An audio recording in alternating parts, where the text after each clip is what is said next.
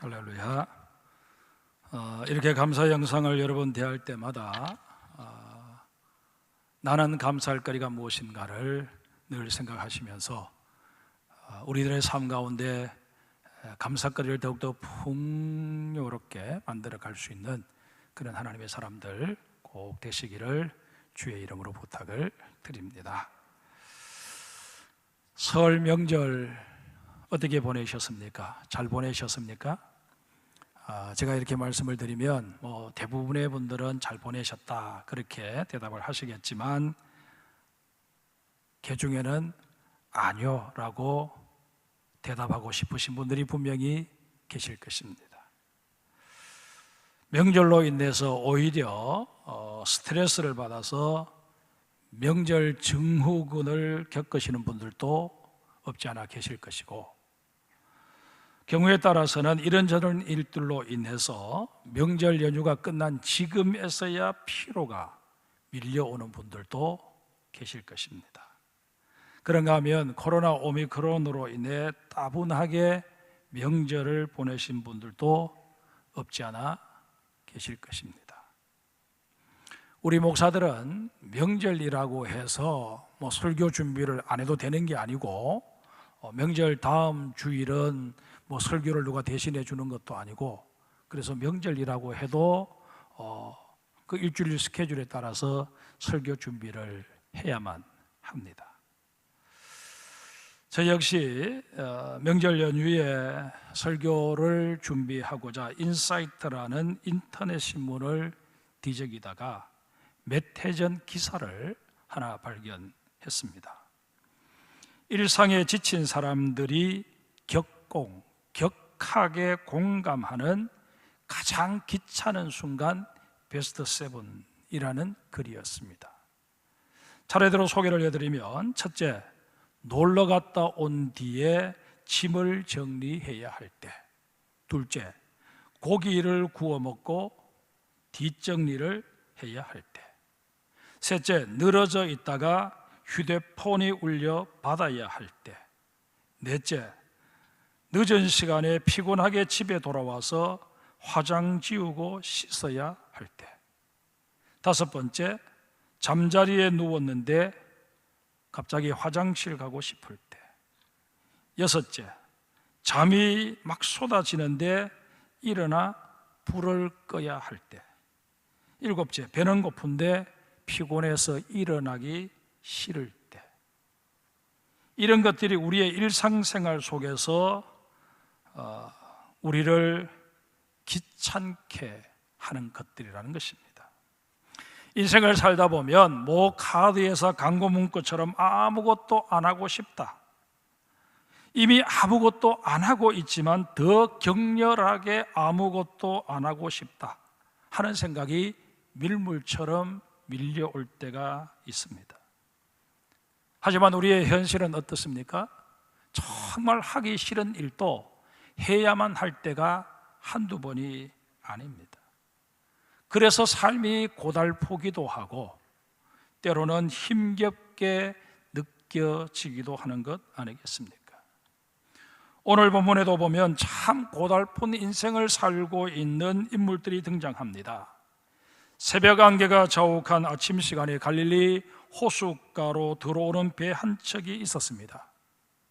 이윽고 호숫가에 배가 도착하자 어부들이 내리는데 하나같이 지쳐있는 모습들입니다. 그들은 배에서 내리기 바쁘게 그물을 내려 손질을 시작합니다. 그런데 정작 있어야 할 물고기가 보이질 않습니다. 밤새 허탕을 친 게 분명합니다. 이런 날은 어부들도 그물이고 뭐고 다 팽개쳐 두고 집으로 빨리 돌아가 잠이나 시컷 자고 싶은데 그럴 수도 없습니다. 이런 서글픈 상황은 당시 갈릴리 호수에서 고기잡이를 업으로 삼고 살아가는 사람들에게는 심심찮게 일어났던 일상이었습니다. 그런데 이렇게 살던 한 사람 시몬에게 예수님께서 찾아와 주신 것입니다. 시몬의 인생에 변화의 계기가 마련되어진 것입니다. 그때의 상황을 재현해 본다면 아마 이러했을 것입니다. 예수님께서 따르던 무리들을 이끌고 갈릴리 호숫가로 오십니다. 오셔서는 마침 고기잡이를 마치고 돌아온 시몬의 배를 빌려서 호수에서 조금 떼게 하십니다. 그리고는 그 배를 강단 삼아 몰려온 무리들에게 말씀을 가르치기 시작하십니다. 시몬은 배 주인이었기에 꼼짝없이 그 배 한 모퉁이에 앉아서 배가 물결에 떠내려가거나 요동치지 않도록 신경을 쓰며 예수님의 말씀을 들을 수밖에 없었습니다. 이날 예수님께서 어떤 말씀을 강론하셨는지 정확히 알 수는 없습니다. 그러나 여러 가지 정황상 무엇을 먹을까, 무엇을 마실까 하는 삶에 연연할 것이 아니라 하나님의 나라와 하나님의 의를 구해야 한다 하는 그런 내용의 가르침이셨을 것입니다. 시몬은 이런 예수님의 말씀을 들으면서 그동안 어행양에 따라 일희일비했던 자신의 삶을 돌아보게 되었을 것입니다. 그리고는 하나님의 나라와는 너무나도 거리가 먼 속물 같은 인생을 살아온 자신에 대해 부끄러움을 느꼈을 것입니다. 마음 한구석에서는 내가 이렇게 살아도 되는 것일까 하는 자성의 목소리도 들려왔을 것입니다. 그렇게 온통 마음이 뒤숭숭해져 버린 시몬에게 예수님께서 이런 요구를 하십니다. 깊은 데로 가서 그물을 내려 고기를 잡으라. 이 주님의 말씀, 별것 아닌 것처럼 여겨질 수 있지만은 그 당시 상황들을 고려해 볼 때 쉽게 따를 수 있는 말씀이 아니었습니다.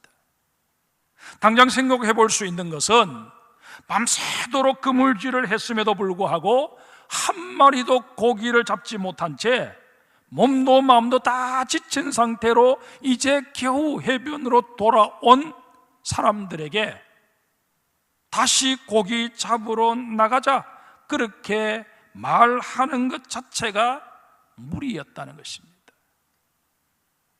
그런가 하면 예수님의 말씀을 따를 수 없는 또 하나의 결정적인 이유가 있었는데, 물고기의 생리나 갈릴리 호수의 환경을 고려할 때 낮 시간에는 깊은 곳에서 물고기가 잡힐 확률이 거의 제로였기 때문이었습니다.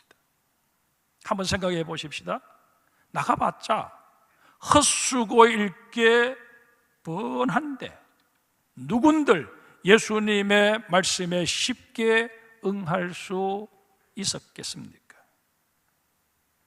그러가만 시몬은 의외의 반응을 보입니다. 5절을 한번 보실까요? 선생님, 우리들이 밤이 새도록 수고하였으되 잡은 것이 없지만은 말씀에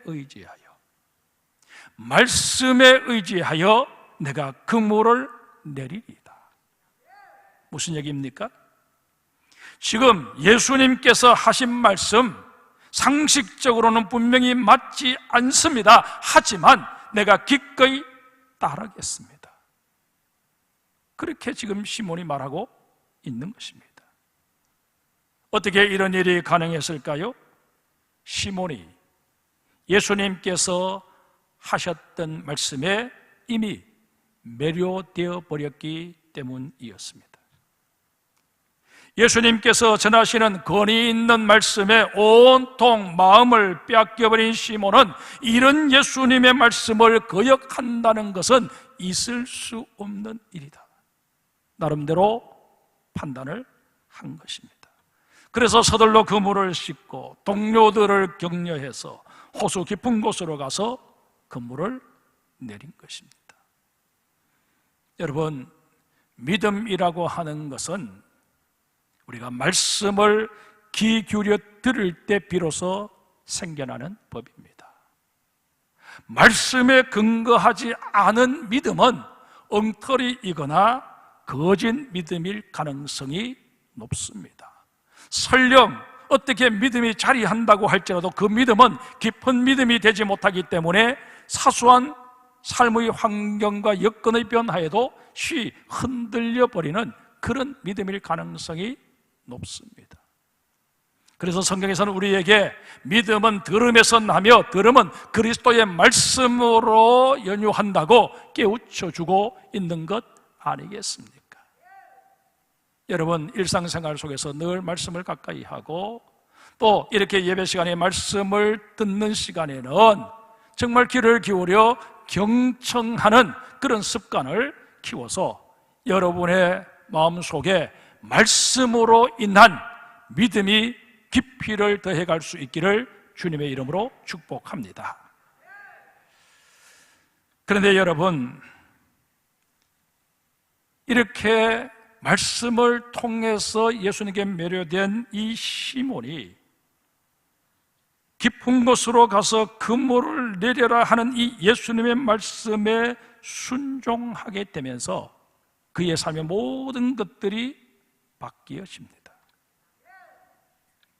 우리 6절을 같이 읽겠습니다. 6절입니다. 읽습니다. 그렇게 하니 고기를 잡은 것이 심히 많아 그물이 찢어지는지라. 여기서 우리는 두 가지 사실에 주목해 볼 필요가 있습니다. 첫 번째는 시몬이 예수님의 말씀대로 했다는 사실입니다. 갈릴리 호수에서 잔뼈가 굵은 시몬입니다.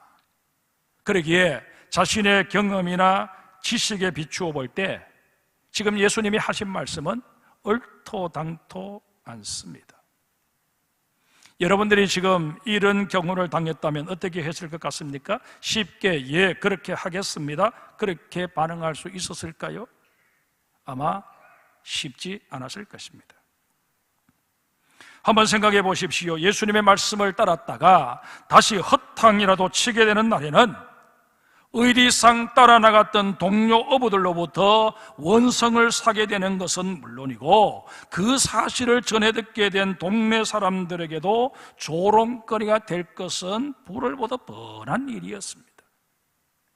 동네 사람들이 그런 행동을 한 시몬에게 이보게 들을 말이 따로 있지, 그래 대낮에 깊은 데로 가서 그물을 내리라고 하는 그 말을 들었느냐? 베테랑 어부라고 자부하는 자네가 어디 말 들을 사람이 없어서 고기잡이와 가래에서는 곧자도 모르는 목수 출신의 말을 들었느냐고 놀려대었을 것입니다. 이런 일들이 충분히 예견됨에도 불구하고 시몬은 예수님의 말씀에 순종했습니다. 여러분, 순종이라고 하는 것, 주님의 말씀에 이것 더하고 저것 빼고 하는 식이 아니라 말씀 그 자체에 온전히 아멘 하는 것입니다. 이제까지 살아온 우리의 삶을 한번 돌아보십시다. 주님의 말씀에 순종하고 싶은 마음이 우리에겐들 왜 없었겠습니까? 우리도 이제까지 살아오면서 정말 주님 뜻대로 주님 말씀대로 살고 싶습니다, 그렇게 고백했던 적이 한두 번이 아닙니다. 그런데 그때마다 우리의 발목을 잡았던 것이 무엇입니까? 내 경험과 내 지식 아니었습니까? 내 경험에 비추어 볼 때 주님의 명령을 따르는 것이 왠지 내키지 않아서 우리는 주님의 명령에 대해 임의로 각색을 하기 시작했습니다.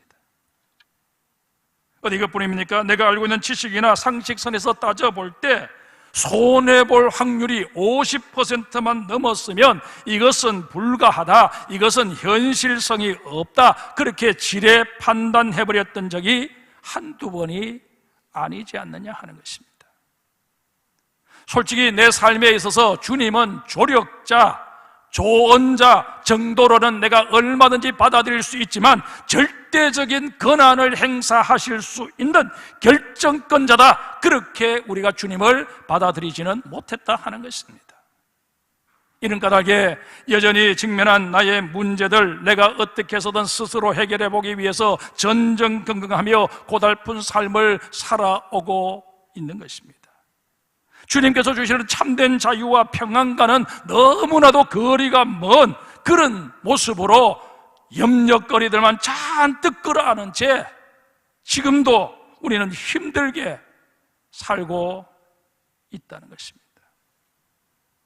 이런 우리들이기에 이제 말씀에 의지하여 그물을 내리리다 대답하고 실제로 그대로 순종했던 이 시몬에게 우리의 시선을 옮길 수 있어야 합니다. 그리고 시몬이 그렇게 순종했다면 나도 순종하겠습니다. 주님 앞에서 다시 한번 서원할 수 있어야 할 것입니다. 두 번째로 주목해 볼 사실은 그물이 찢어졌다는 것입니다. 어부에게 있어 그물은 생명줄과도 같은 것입니다. 아무리 고기가 많이 잡혀서도 그물이 찢어져 버리게 되면 손해가 이만저만이 아닙니다. 사실 예수님의 능력이시라면 그물이 찢어지지 않을 만큼 적당하게 고기가 잡히게 하실 수도 얼마든지 있으셨을 것입니다. 또 아무리 물고기가 많이 잡혀서도 그물이 찢어지지 않도록 하실 수도 있으셨을 것입니다. 그러나 예수님께서는 그렇게 하지 않으셨습니다. 이유가 무엇일까요? 여기서 우리는 앞으로 사건이 어떻게 전개되어질지, 또 사건의 당사자인 시몬의 장래에 어떤 변화가 일어나게 될지 중요한 힌트를 하나 얻게 됩니다. 예수님께서는 시몬과 그의 동료들이 늘 오늘은 무엇을 먹을까, 내일은 무엇을 마실까 염려하며 사는 것 원치 않으셨습니다. 물질에 온통 의미를 부여하고 물질을 가장 중요한 삶의 기반으로 삼아버리는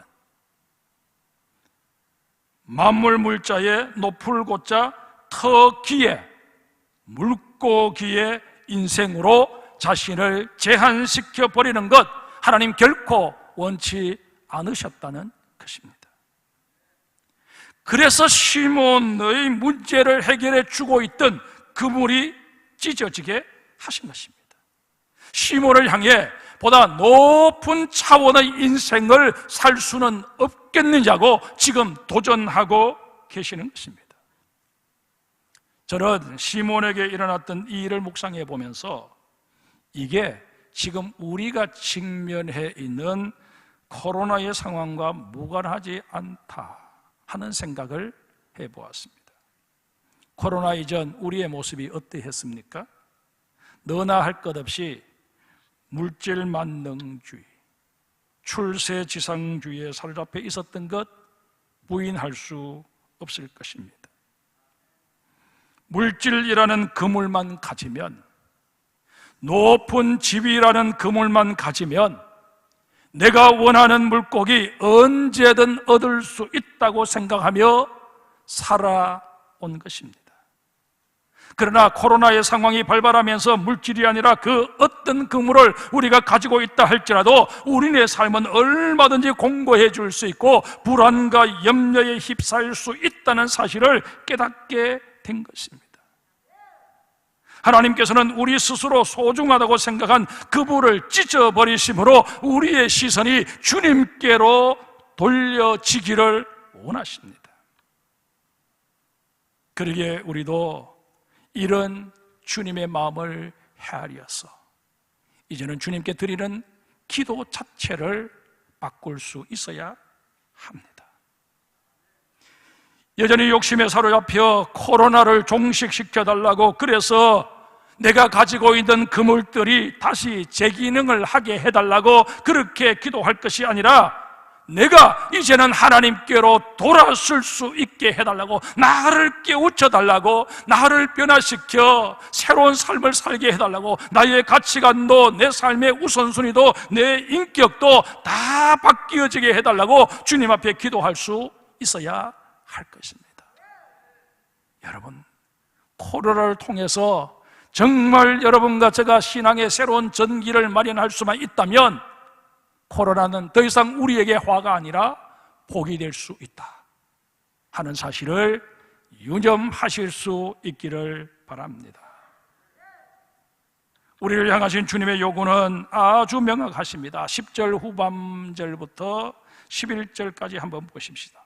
이제후로는 내가 사람을 취하리라 하시니 그들이 베드로를 육지에 대고 모든 것을 버려두고 예수를 따르니라. 같은 사건을 기록하고 있는 마태복음, 마가복음에 보면 예수님께서 시몬에게 내가 너희를 사람을 낚는 어부가 되게 하리라고 말씀하신 것으로 기록되어 있습니다. 주님께서는 시몬이 물고기에서 사람에게로, 물질의 세계에서 하나님의 나라로 그 관심을 옮겨갈 수 있기를 원하셨습니다. 그래서 그 이른 아침에 무리를 이끌고 갈릴리 호수로 시몬을 찾아와 주신 것입니다. 우리 주님께서 어디에서 늘 말씀을 강론하실 수 없으셨겠습니까? 정말 주님이 부르시고 싶은 한 사람, 변화시키고 싶은 한 사람, 그 시몬을 위해서 무리를 이끌고 호숫가까지 오신 것입니다. 2000년 전 갈릴리 호숫가로 시몬과 그 동료를 찾아가셨던 예수님께서 오늘 이 시간 우리를 찾아오십니다. 저와 여러분의 삶에도 일대 대전환을 이루어내시기 위해서 우리를 찾아오신다는 것입니다. 그러기에 우리는 오늘 본문에 소개되어 있는 이 사건을 2000년 전 갈릴리 호숫가에서 있었던 한 사건으로만 볼 것이 아니라 지금 이 시간 내게 일어나고 있는 사건으로 받아들일 수 있어야 합니다.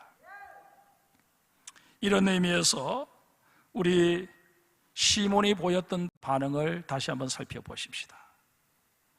예수님의 말씀에 순종한 결과 엄청난 양의 물고기를 잡게 된 시몬이 어떤 반응을 보입니까? 이게 왜 행제냐? 내가 드디어 귀인을 만났구나. 앞으로 이분을 곁에 모시고 시키는 대로만 하면 떼돈을 벌 수 있겠구나. 빨리 동업을 제안해야지. 동업을 하게 되면 수익은 몇 대 몇으로 나눌까? 온통 이런 생각으로 들떠 있었습니까? 시몬은 결코 그렇게 하지 않았습니다. 8절을 보십시다. 시몬 베드로가 이를 보고 예수의 무릎 아래 엎드려 이르되 주여 나를 떠나소서 나는 죄인이로소이다. 예수님을 바라보는 시몬의 안목이 180도 달라졌음을 확인할 수 있습니다. 5절에 시몬이 예수님을 뭐라고 불렀습니까? 에피스타타, 선생님이라고 불렀습니다. 마태복음이나 마가복음에서는 랍비어라고 불렀다고 기록하고 있습니다. 이 역시 선생님이라는 의미입니다.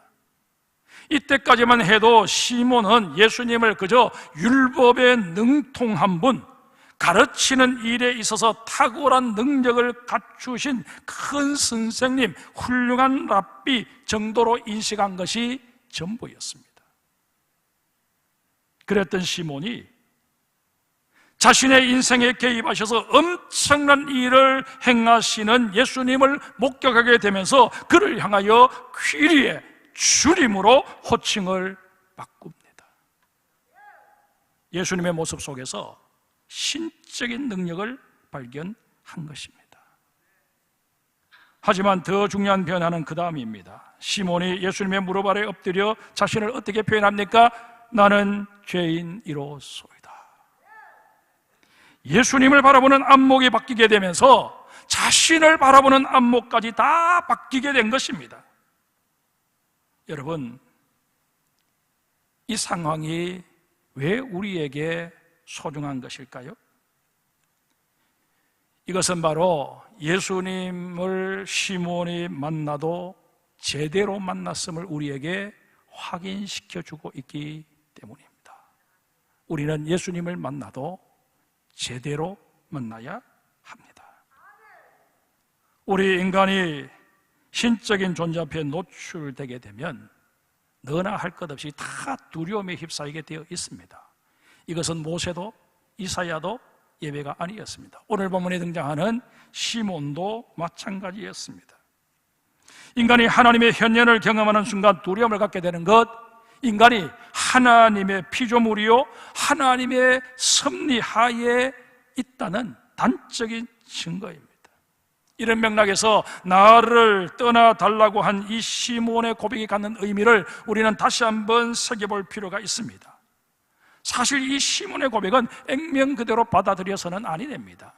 우리가 사극을 보면 신하들이 왕 앞에 엎드려서 신을 죽여 주시옵소서 그렇게 간하는 장면들이 나옵니다. 그때 그 어떤 왕도 그 신하를 죽이지 않습니다. 왜냐하면 그 신하의 말이 정말 죽여달라는 그런 뜻이 아님을 알기 때문입니다. 지금 시몬이 예수님께 자신을 떠나달라고 했던 말 같은 맥락에서 이해되어져야 합니다. 우리의 합법 가운데 강한 부정은 오히려 인정인 경우, 긍정인 경우가 많다고 하지 않습니까? 같은 맥락에서 이 시몬의 말도 살짝 뒤집어 보면 주님, 나라는 존재는 죄 많고 무능하기 그지없어서 주님의 능력과 은총이 절대적으로 필요합니다. 나를 긍휼히 여기셔서 품어 주옵소서 라는 그런 뜻이 담겨 있다는 것입니다. 이제 우리 자신들을 한번 돌아보십시다. 2000년 4월 19일 하나님의 부르심을 받으셨던 고 한경직 목사님을 추모하고자 한경직 기념사업회가 구성이 되었습니다. 그런데 그 사업회에서 책 한 권을 발간했습니다. 책 제목이 목사님들 예수 잘 믿으세요 였습니다. 책 제목을 이렇게 붙인 데는 나름대로 그와 관련된 에피소드가 하나 있습니다. 한경직 목사님께서 위중해지셨을 때 교계 목사님들이 병문안을 가게 되었습니다. 그 자리에서 목사님 가운데 한 분이 한경직 목사님에게 목사님, 우리가 이렇게 한 자리에 모였으니 한마디 가르침을 주셨으면 좋겠습니다. 그렇게 요구를 했고 한경직 목사님 잠시 뜸을 들이신 후에 그 둘러선 목사들을 물끄러미 바라보시면서 목사님들 예수 잘 믿으세요 라고 뼈있는 조언을 하셨다는 것입니다. 늘 성도들에게 믿음을 가지라고 설교하는 목사들을 향해서 한경직 목사님께서 잘 믿으세요 그렇게 말씀하신 것이 이분들에게는 큰 충격이 아닐 수 없었습니다. 그러면서 자신들의 신앙을 다시 한번 돌아보는 계기가 된 것입니다. 그 자리에 참석했던 목사님들 가운데 몇 분이 한경직 기념사업회에 참여하시게 되셨고 이 책을 출판하게 되었을 때 책 제목을 한경직 목사님이 하셨던 그 말씀으로 하자 그렇게 제안을 하기에 이른 것입니다. 사랑하는 성도 여러분, 목사나 장로, 권사나 집사 같은 직분이 우리를 구원해 주는 것은 아니지 않습니까? 만약 직분이 우리를 구원해 주는 것이라면 우리는 억만금을 들여서라도 내 가지고 있는 전 재산을 다 바쳐서라도 그 직분을 얻어야 되겠지요. 그러나 직분에는 그런 능력이 없습니다. 감히 말씀드리건대 이제 우리는 예수님에 대해 몇 가지 아는 것으로 만족하는 종교 노름을 중단해야 합니다. 우리 모두 한 사람의 그리스도인으로서 이제는 오로지 신앙생활에 매진할 수 있어야 합니다. 그러려면 그 무엇보다도 먼저 예수님을 만나셔야 합니다. 주님께서 내 인생에 개입하셔서 나를 완전히 뒤엎어 주실 수 있도록 그분을 향해 내 마음도 내 생각도 내 삶도 다 열어 젖힐 수 있어야 한다는 것입니다. 프랑스의 사상가이자 수학자요 물리학자인 파스칼이 이런 말을 했습니다. 나는 의인, 위인, 성자라는 세 단어를 믿지 않는다. 이 땅에는 오직 한 부류의 사람들만 존재한다. 그 한 부류는 바로 죄인이다. 파스칼은 자신의 생각을 말한 것이 아닙니다. 성령님께서 주신 지혜에 힘입어서 하나님의 말씀인 이 성경을 풀어서 우리에게 말해주고 있는 것입니다. 그러기에 이 파스칼의 말에 대해서 맞다 틀렸다 논할 것이 아니라 아멘으로 하다바는 우리 모두가 되어야 할 것입니다. 사랑하는 성도 여러분, 주님 품에 안기는 것 외에는 우리에게 소망이 없습니다. 주님을 떠나서는 인생의 그 어떤 문제도 해결할 길이 없습니다. 분명히 말씀드립니다. 주님 안에 소망이 있습니다. 주님 안에 길이 있습니다. 주님 안에 인생의 답이 있습니다. 이 사실에 아멘하며 우리 인생에서 길이 되시고 답이 되어주시는 우리 주님을 오늘도 뜨겁게 찬양하는 우리 모두가 되어야 할 것입니다. 나의 기쁨, 나의 소망 되시며 나의 생명이